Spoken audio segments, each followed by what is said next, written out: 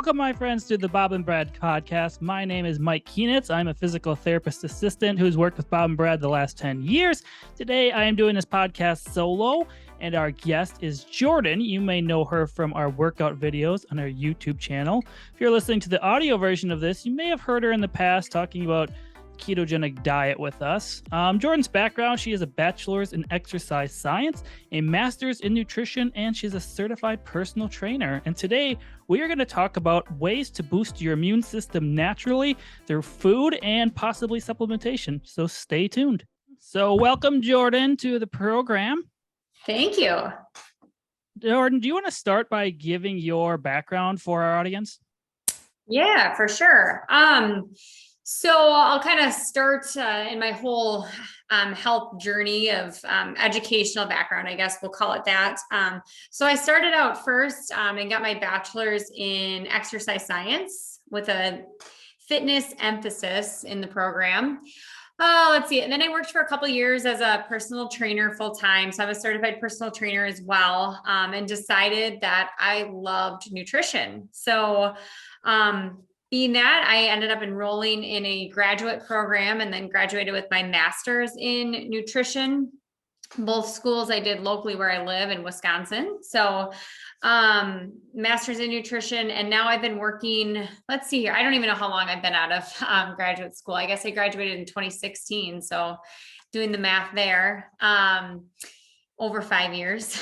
And I have been working as I worked for a nutritional health coach full-time. So one-on-one with clientele, big diverse population. And now I actually manage a gym locally that, so I have the fitness emphasis here, but I also get to do some nutrition coaching, teach some nutrition classes as well. So I'm still well-versed in the nutrition world, but just kind of went back to my roots with fitness a little bit. So that's kind of a little bit about me and where I'm at and all that good stuff. Do you primarily work with people in person, or do you take online consultants? Yeah, that's a great question. So right now, I am just in person. So the gym that I work for is a local, I guess, a local franchise, if you want to call it. We've got about 8 gyms locally. So I personally don't do anything online right now. Okay. Just curious in case people are wondering. So today's podcast is actually going to be about boosting your immune system for all you listeners. So the first question I have are, what foods should I eat to boost my immune system? So food specifically, yeah. So first before I go on a rant about this, because this is a pretty loaded question. What I'm going to tell you to eat to boost your immune system. If you've heard me talk at all on the Bob and Brad channel, any other podcasts or videos that I've done, I'm going to sound like a broken record, because a lot of the nutritional advice that I would give somebody, if somebody were just to say, what should I eat for a normal healthy diet?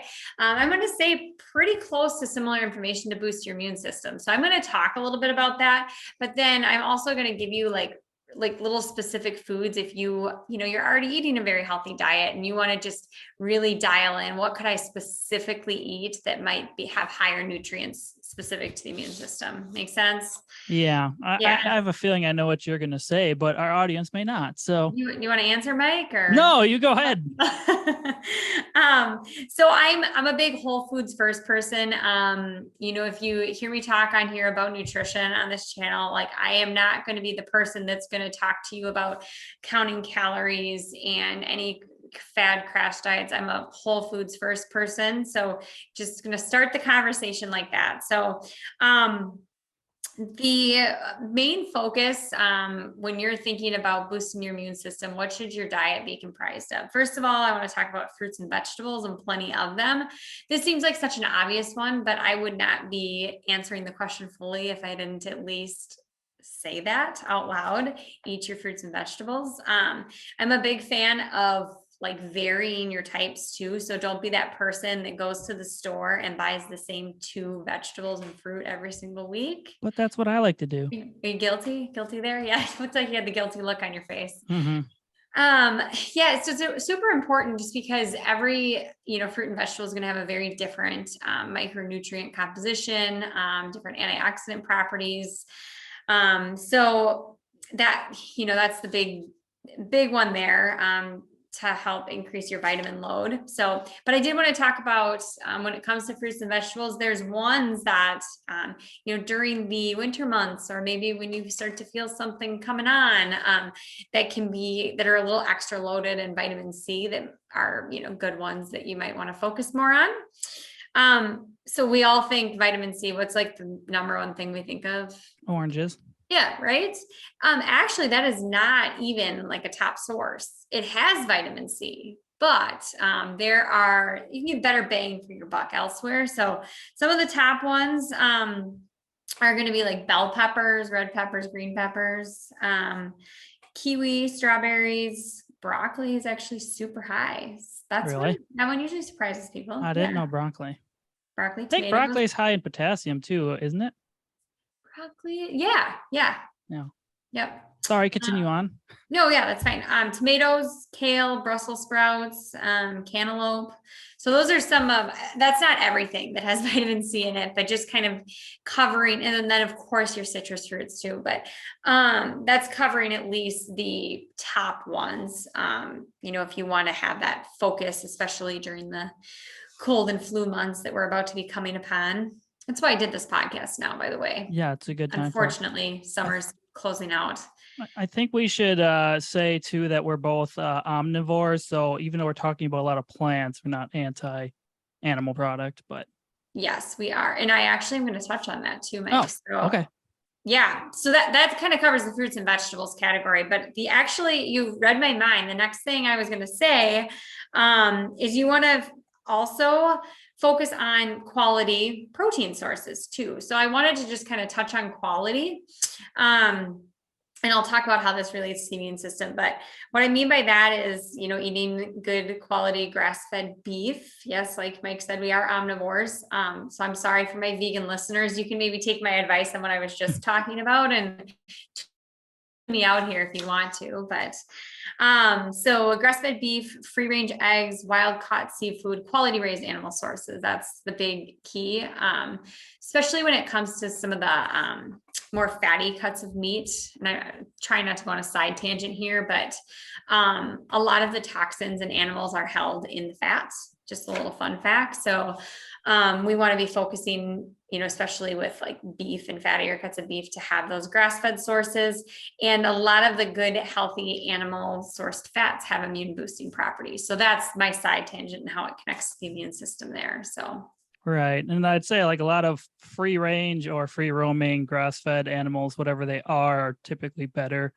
And ruminant animals, meaning they graze like elk, deer, bison, cows, boars, I guess wild boars would. And like sheep are ruminant animals for people that don't know, because they're typically red meat's more nutrient dense than white meat. Not saying that they don't have their places in your diet, but correct. That's my side tangent. And I actually kind of like that side tangent too, and how you said that, because most people think I should stay away from red meat and stick with the chicken breast. And I would actually completely turn that upside down and say opposite of that. Like, I'm going to opt for the grass-fed beef over the chicken breast any day.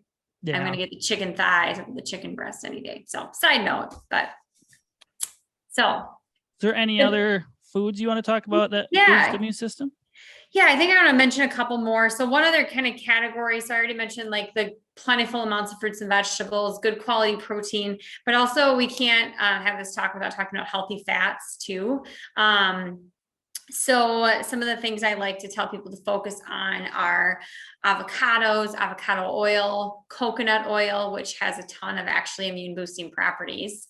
I sometimes will take a spoonful of coconut oil if I'm trying to get over something, but anyhow, nuts, seeds, did I say olive oil yet? Olive oil and olives. You may have said it. I'm not sure. Okay. You can repeat it.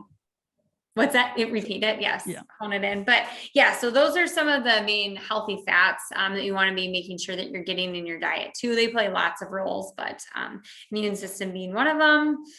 And then I'll kind of wrap up this question you asked me with talking about like foods very specific. If you're looking to maybe add some extra healthy, nutrient dense foods to your diet, things that you could add in that are specific to boosting your immune system. So one of those would be fermented foods. And if you're like, I have no idea what a fermented food is, I'll give you some examples. Sauerkraut is one of those. The kind that you actually find in the refrigerator, though, not the can. Yeah, it's often called kimchi now, isn't it? So kimchi is just like a different, it's like sauerkraut, but it has different like spices and seasonings. You can actually buy like, it'll be called sauerkraut in the refrigerator, but yeah. So kimchi too. Kombucha, which is a drink, fermented tea. Yes, that's pretty popular nowadays in most stores. I feel like pretty much any grocery store you go into has that. You can go to a gas station now and buy kombucha. So yeah, it's normally by the produce section. Yep, there you go. Otherwise, like good quality, full fat, plain grass-fed yogurt or kefir would be sources of or a fermented food as well. Right. So all of those, and we might maybe touch a little bit more. We'll see how we have time, but I might go into a tangent on fermented foods and gut health and all that, but sure. A couple other just little random things too. Ginger is super powerful for the immune system, garlic, green tea. So to name a couple. I really like garlic, but unfortunately it typically gives me bad gas. Really? So I normally stay away from it now. I like the flavor, but any garlic, any form of garlic, or just like too garlicky, onions too. Like I'm pretty I'm pretty in the like FODMAP stuff because I bloat easy, but that's just me. Probably from my terrible diet when I was young, but yeah, that can have some lasting effects. Yeah, for sure. All right, so let's go on to some foods that we should avoid if we want to boost our immune system. Yeah, so this one is going to be like a screaming obvious, or at least I hope it is. If it's not, then you're here to learn today. But sugar, that's like huge no-no when it comes to building up our immune system. Specifically, I want to touch on and like really emphasize sugar sweetened beverages, right. Liquid garbage like soda, juice. I've heard it called garbage before, but that's I like that. Yes, because it's super sugary, carb dense products. Yeah, just awful. Nothing good about it. So staying away from that. Sorry for all of those of you who love your beverages on the weekends. Alcohol is not a great immune booster, in case you're wondering. Like if you're coming down with a cold, don't go out with friends on a Friday night. Not a great combination there. Right. Not to say I'm not coming on here saying you should never enjoy another adult beverage again, so long as you live, but I just would not be doing you any favors if I did not tell you that it's not great for your immune system. So you can decide from there. True. Yeah, I mean, it's a toxin your body has to filter out, so it compromises your immune system. You are correct there. Yep. Leads to a lot of inflammation too, which is not. And leads to bad eating normally. Yes, so if you drink alcohol, it leads you to eat the other things that I'm going to talk about right now, like processed grains that we should stay away from. Because what do? You drink a few beers and then decide pizza is a great idea, right? Back in the day.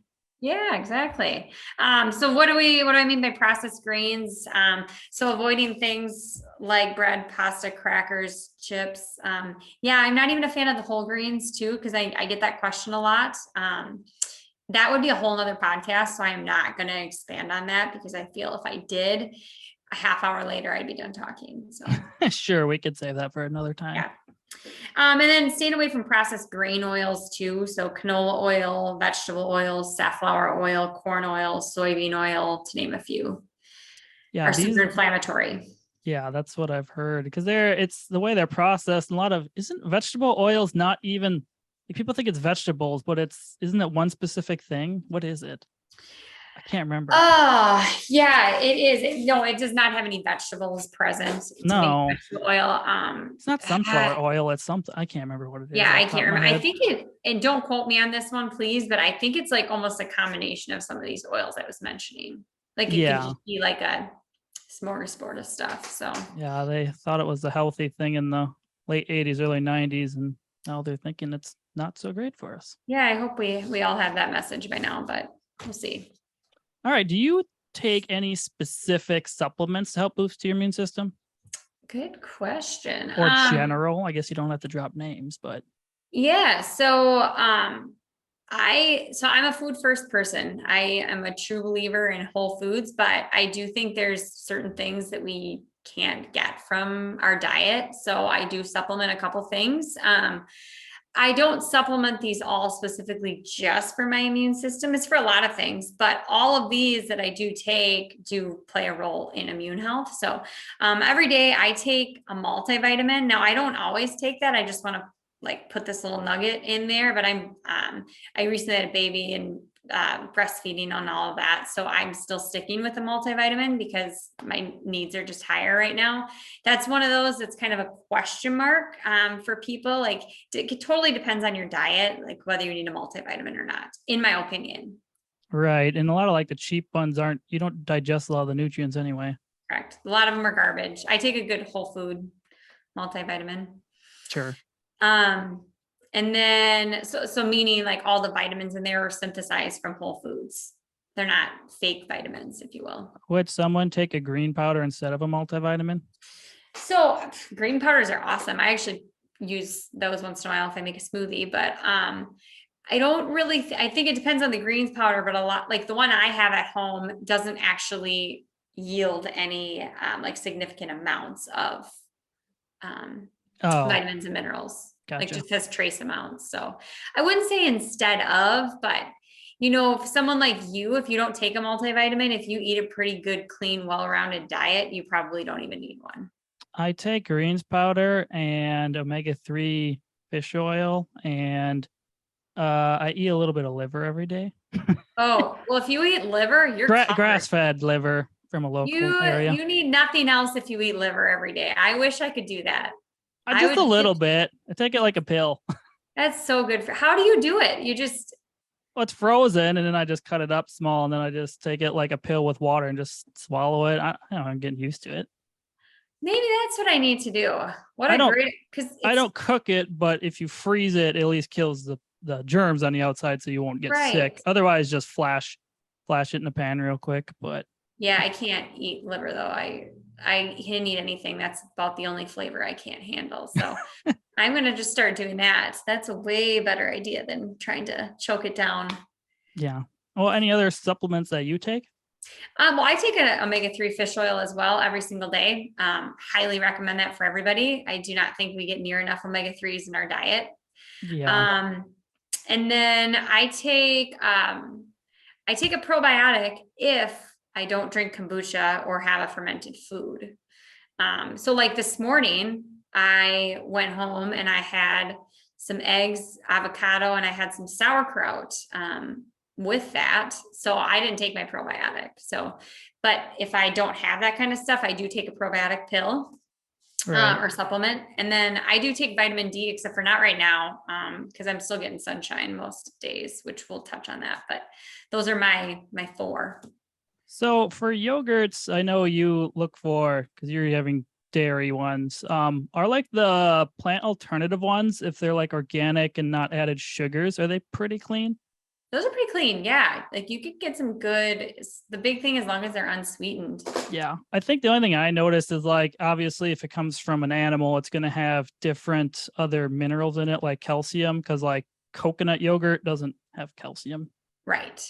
So you'll still get the probiotics, but you won't get the other nutrients that are in like dairy ones. Right, I would say people that have trouble with milk too for yogurt, I know they make an A2 yogurt now. They don't have it. They don't have it like in small towns like where we live. They're more in big cities. But I actually do well with goat yogurt. Oh, and you don't tolerate dairy? Not as much. I get all like the sinus-y after I eat it for like half an hour, and then it's fine. Like it goes away, but I was just like, that's just a reaction, and goat yogurt doesn't do that to me. So I mean, I think if you have a state where you can get raw, I think a lot of people don't have that issue, but you have to actually go to a farmer in our states up here. Yeah. Does goat yogurt? I've never had that actually. Does that taste similar to cow's milk? It's a little different. It's got a Yeah. slightly different flavor. Yeah. A lot of times Good. I normally throw some vanilla protein powder in there Oh, the mask it. Okay. So and it's a not little amazing. bit of fruit. You're It's telling me. not terrible, but Yeah. it's not as clean. Okay. Do you want to elaborate on vitamin D, which you were talking about a little bit there? Yeah. So let's dig into vitamin D. I want to like preface this with I'm not a vitamin D expert. There are people that literally devote their entire careers to researching this vitamin because it's so powerful. So please just like I'm gonna give you the information I know based upon my background, research I've done, people I follow, my personal experience with it, but just know that there really isn't any good solid like conclusions on this either. So, but I want to talk a little bit about like how much to take, should you supplement, should you not, that whole thing. So first of all, do I supplement with vitamin D? Yes, I do. However, in the summer months, I spend quite a bit of time outside. Basically, whenever I'm not working and I'm able to be outside, I'm outside. So then I don't take vitamin D. I may take it like once every 2 weeks if I go through a stretch of not getting outside or if it's really cloudy and crappy weather. But in the wintertime, I do take it. I used to always take 5,000 IUs a day. It's actually measured in international units.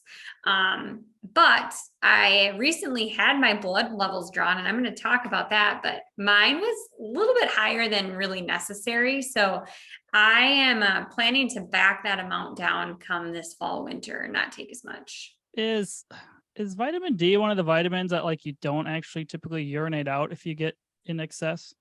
Yeah, yep. So it's fat soluble. So we actually store it, well, we store it in our fat. So any excess we can't get rid of. So, I mean, you would have to be supplementing with quite a large quantity, I think, to actually build up toxicity in your body, but it can cause some other problems that aren't like, extreme that we just maybe don't even realize are attributed to that. So Right. So you I can I go should ahead. say it's more important because we're in the northern hemisphere and we have winter and stuff. So it's more important up here during winter because I mean, when it's real cold out, you and I probably don't go out a whole bunch. And if we are, like this much of our skin is showing to the sun. Yeah. And I don't think you can really get too much synthesis there when you're completely No. If you're in the southern US states, you're probably fine, but right. If you're in the southern US states and you're getting outside, I think they say usually 15 minutes outside, skin exposed. I mean, not naked, but like, yeah. short sleeves, shorts, like you have to have sun or skin exposed without sunscreen actually. Because that sunscreen blocks vitamin D production. So if you get outside for at least 15 minutes every day in the direct sunlight, you're probably pretty covered. Yeah. So, So go ahead. is vitamin D good for anything else besides your immune health? Yes. Yeah. Oh gosh. Yeah. There's a lot of things.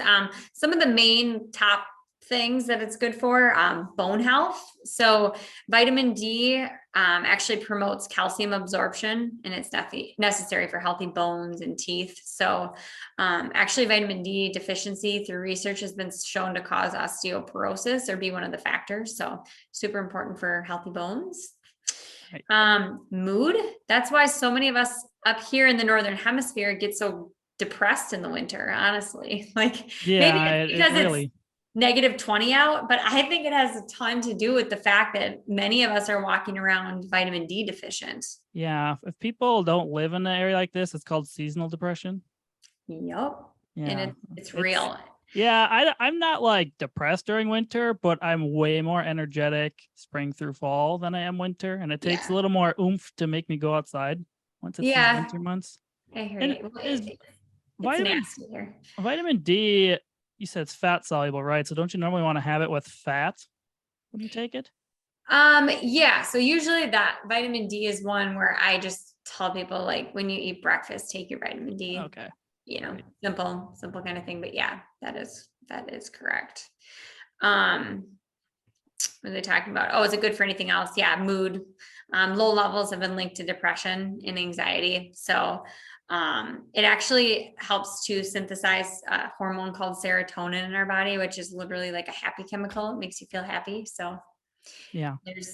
don't we all want to do that? So, and then cardiovascular health too. So protective against heart disease, hypertension, things like that. So, you're not just taking vitamin D for boosting your immune system, you're taking it for a lot of other functions in the body as well. So, Sure. So do people take vitamin K and D together? yeah, so that's a thing for So sure. do you want to elaborate what vitamin K is?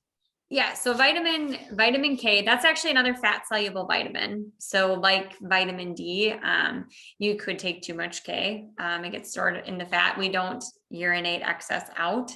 So vitamin K, there's, to not bore you, but there's two types of vitamin K, K1, K2, if you've heard of that. K1 is found in like our leafy greens. Less bioavailable actually than K2. K2 is found more in animal sources and fermented foods. Actually, that term comes up again. And actually, our gut bacteria also produce vitamin K2 in our body as well. So, but some supplement manufacturers will actually pair vitamin K2.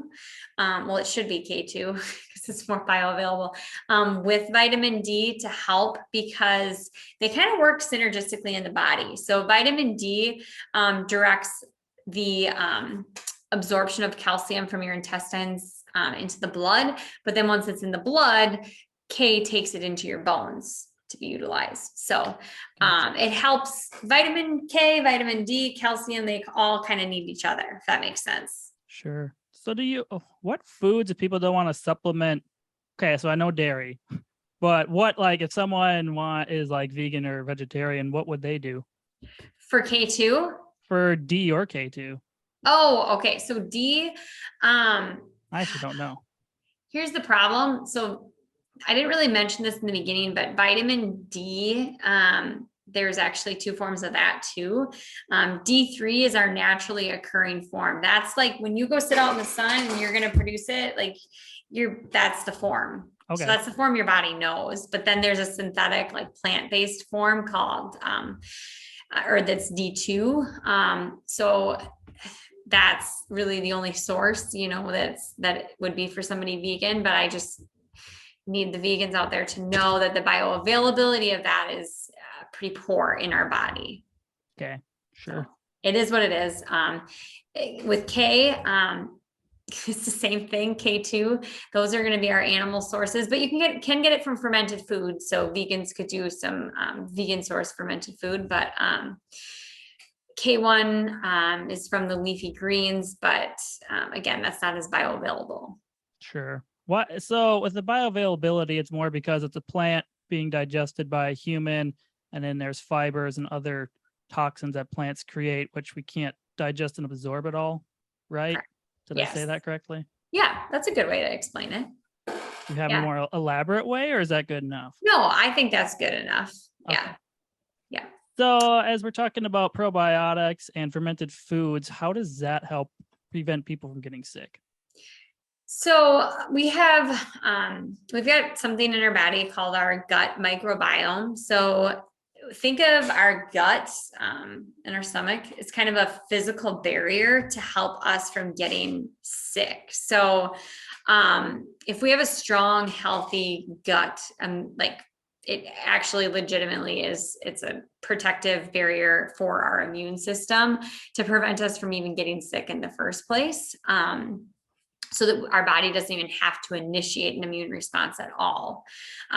So that's kind of, in a nutshell, like what fermented foods and probiotics have to do with immune health is they help to build up a healthy gut. Does that make sense? They help promote the growth of healthy bacteria. Yeah, there we go. Do they live? So probably a weird question for you. You probably know though. So from my understanding is the gut bacteria lives in your large and your small intestine, or does it live in your actual stomach as well?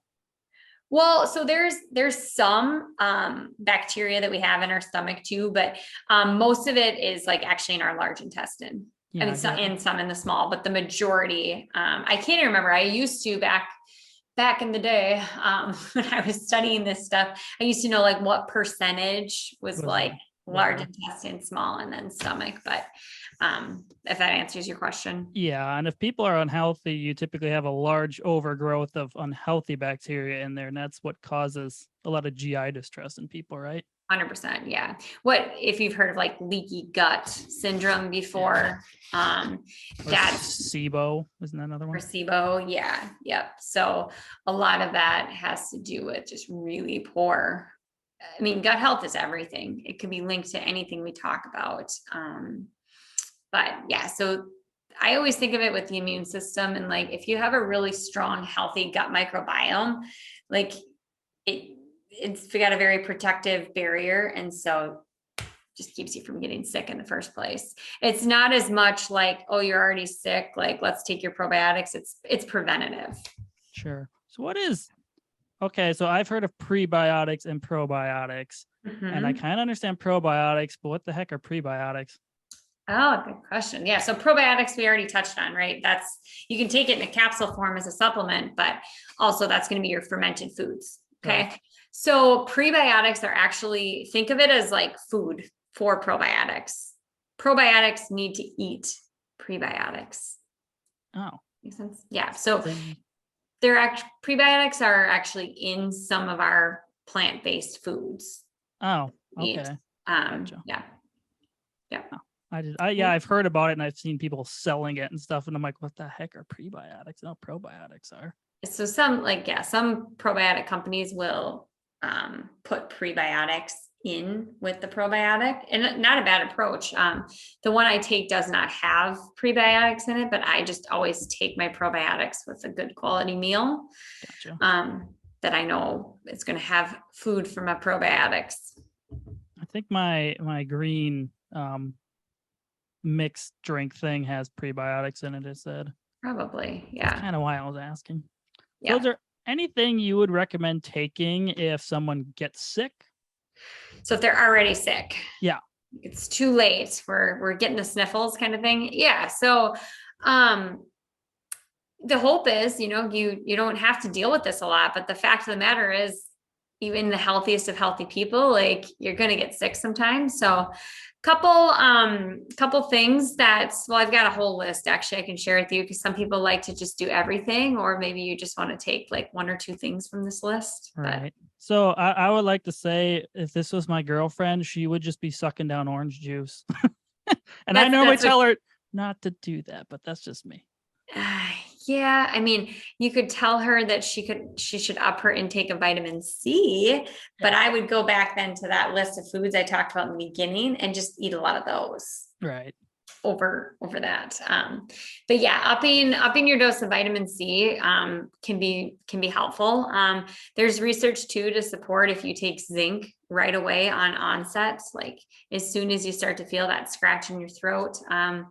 Taking zinc. And I know, don't ask me what foods are super high in zinc, because I don't have my list to rattle off.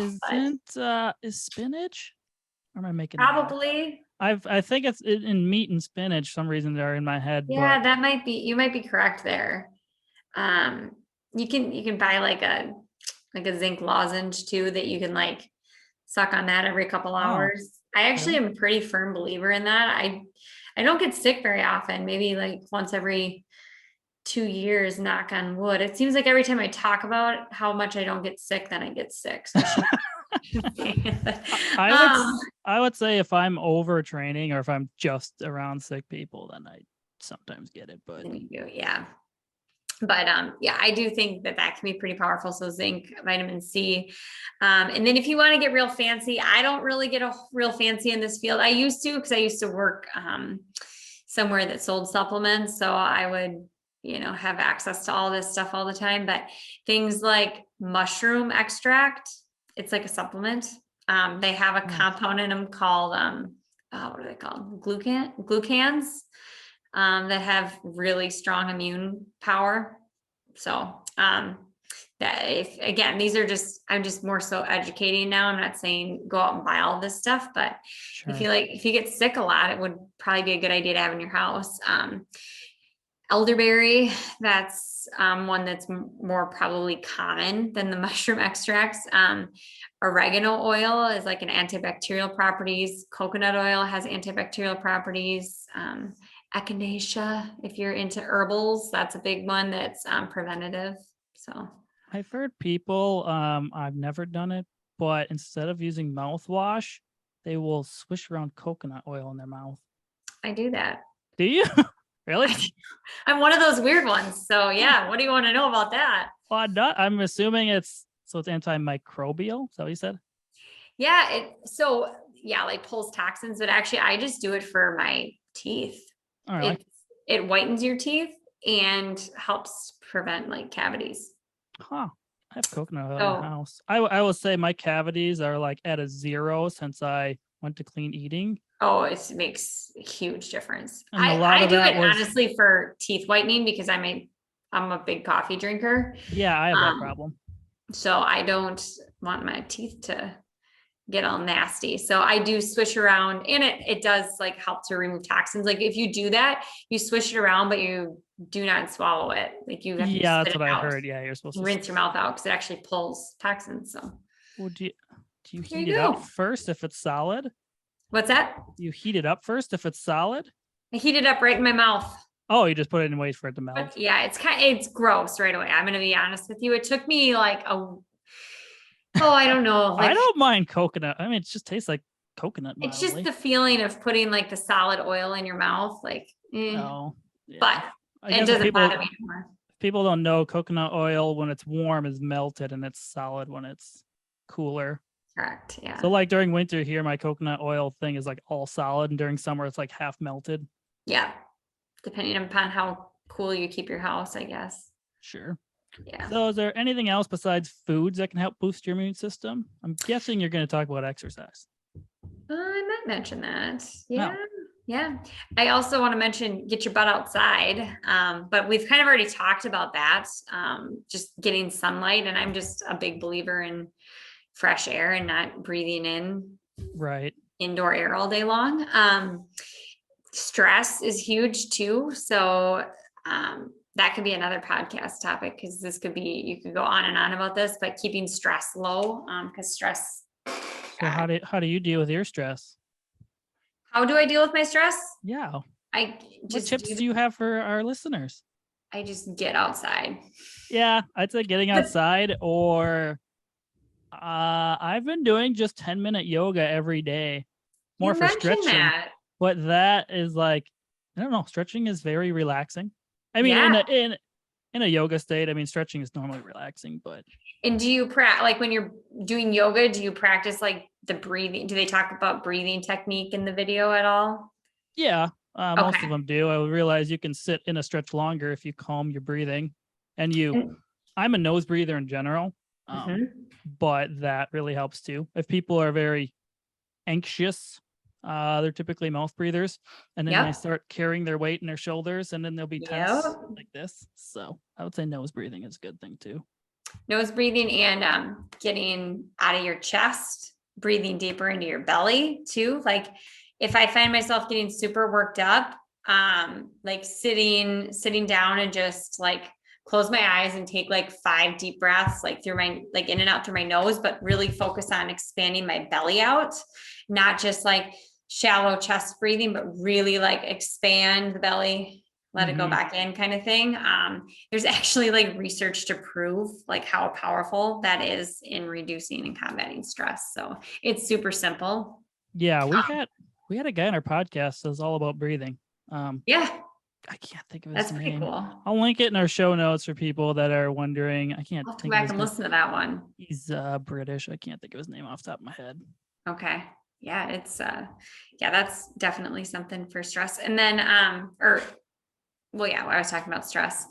Exercise. Yeah. I mean, what is exercise not good for? It's like everything. Like when you think of why you should move, it's for 5,000 different reasons, but boosting your immune system is one of them too. So, yeah, I think people should realize exercise is different for everyone.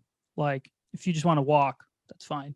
Correct. Yes. You don't have Find to- something you enjoy doing. That's what you should do for exercise. Something that you enjoy doing that makes you want to get back up the next day and do it. Like, don't force yourself to do something that doesn't speak to you, because then you're not going to do it.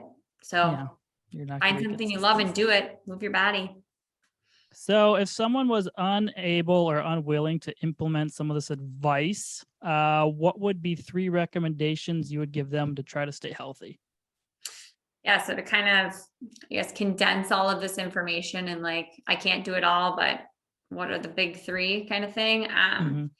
I would say, I almost have to, I'm going to come at this from a nutritional standpoint because that's my jam. Nutrition is, I love fitness. I mean, I do fitness on this channel, but, I just coming at this, I'm going to come nutritionally. So number 1, I'm going to say like, make sure your vitamin D levels are adequate. I didn't touch on this earlier when we were talking about that, but like I'm going to encourage everybody. You do have to pay for it, but find somewhere that's affordable and get your vitamin D levels tested and make sure that your vitamin D levels are adequate. I can't just say as a number 1 recommendation, go supplement with vitamin D, because that would not be appropriate advice for me to give you. Because not everybody might need that. But I would at least at a minimum, get your vitamin D levels tested and then supplement appropriately. That's my number 1 advice. So you're telling me I should go do that? Yes. Okay, when I'm pasty white during winter, I will.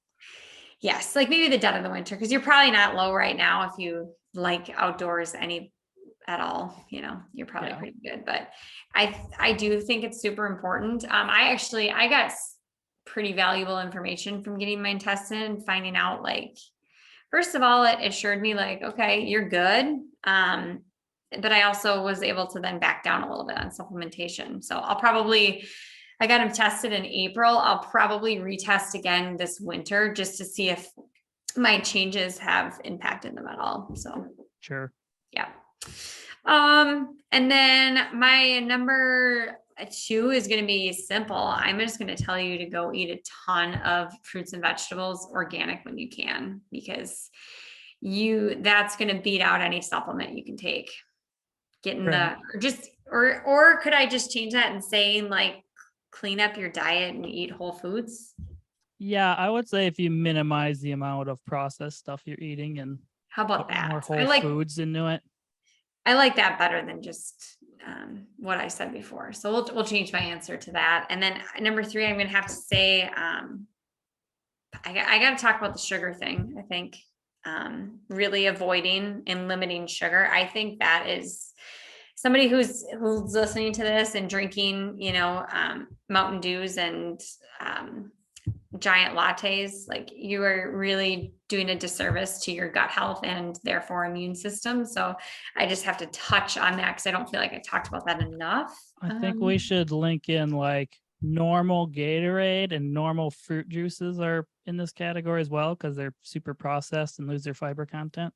Yes. Because if you actually look at cane sugar itself as the plant, it's not that bad. Yeah. But when you process it and it's this white powder you take, it's bad.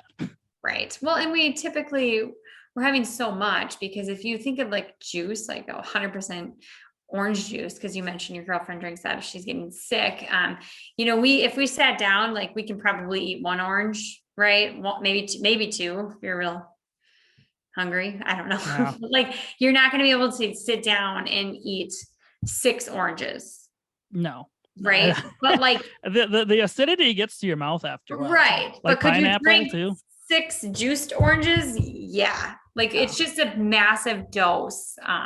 Plus it's processed and pasteurized and all that. But we end up like over consuming sugar when we do it in the juice form. So yeah. I think people should know that too. Like a lot of people that make smoothies and stuff, when you juice it, you lose a lot of you lose a lot of the fiber. The molecules change so it digests differently. Correct. So you don't always feed your gut microbiome, right? If you're just drinking it juiced. Right. Yeah. That conversation goes with anything that's processed. Like this is a total science. I mean, even if you buy it all yourself and put it in a blender. Right. You're losing that one of you have to physically chew it. So it's going to go through your system a lot quicker too. Yeah. It's pre-digested, if you will. Yeah. It'll So, affect your blood sugar a lot more. that's a whole other topic. I could talk about that one a lot. Oh, I love that topic. All right. I think that's all for today, unless you got any last remarks. I'm trying to think if I'm just looking over if I covered everything. If anyone's really interested in what Jordan takes for supplements, I can have her send me the link and I'll put it below. You don't have to buy them, but if people are just curious, I should say. Yeah, let me know. I can share. Sure. Quality is important. Yes, I would agree. Don't go to Walmart or Target and stock up on your supplements. That's all I'm going to say about that. All right. Well, goodbye for now, I guess. Until next time, huh? Okay, perfect. Sounds good. Thank you.